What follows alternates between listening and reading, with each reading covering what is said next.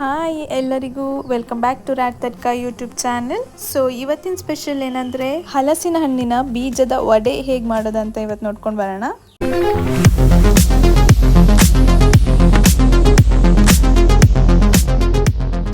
So ಇದಕ್ಕೆ ಬೇಕಾಗಿರುವ ingredients: pepper powder, salt, ಖಾರದ ಪುಡಿ, ಗರಂ ಮಸಾಲ, ಶುಂಠಿ, ಬೆಳ್ಳುಳ್ಳಿ, ಜೀರಿಗೆ, ಕರಿಬೇವು, ಕೊತ್ತಂಬರಿ, ಒಂದು ದೊಡ್ಡ ಈರುಳ್ಳಿ, ಹಾಗೆ 1 ಬೌಲ್ ಹಲಸಿನ ಬೀಜ ತೊಗೊಂಡಿದ್ದೇನೆ.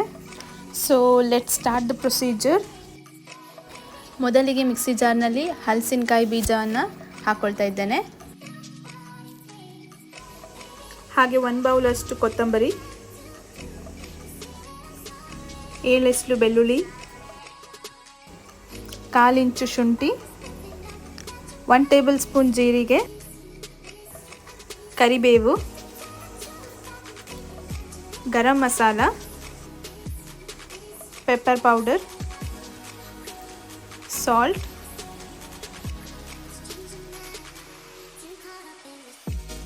Chilli powder. ಇದನ್ನೆಲ್ಲ ಗ್ರೈಂಡ್ ಮಾಡಿಕೊಳ್ಳುವ.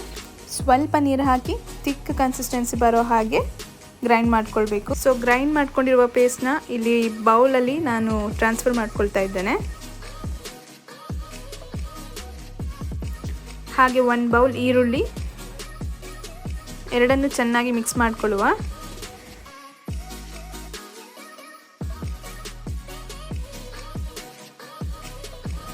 ಇದನ್ನು ಚಿಕ್ಕ ಚಿಕ್ಕ ಉಂಡೆ ಮಾಡಿ ವಡೆ ಆಕಾರದಲ್ಲಿ ತಟ್ಕೊಳ್ಬೇಕು.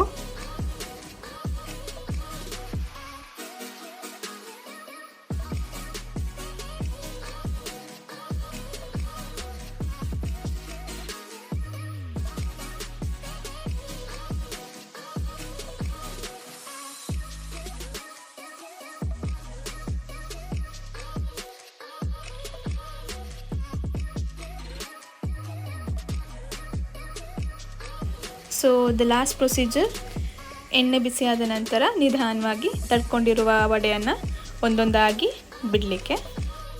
ಮೀಡಿಯಮ್ ಫ್ಲೇಮ್ನಲ್ಲಿ ವಡೆ ಗೋಲ್ಡನ್ ಬ್ರೌನ್ ಆಗುವ ತನಕ ಫ್ರೈ ಮಾಡ್ಕೊಳ್ಳಿ.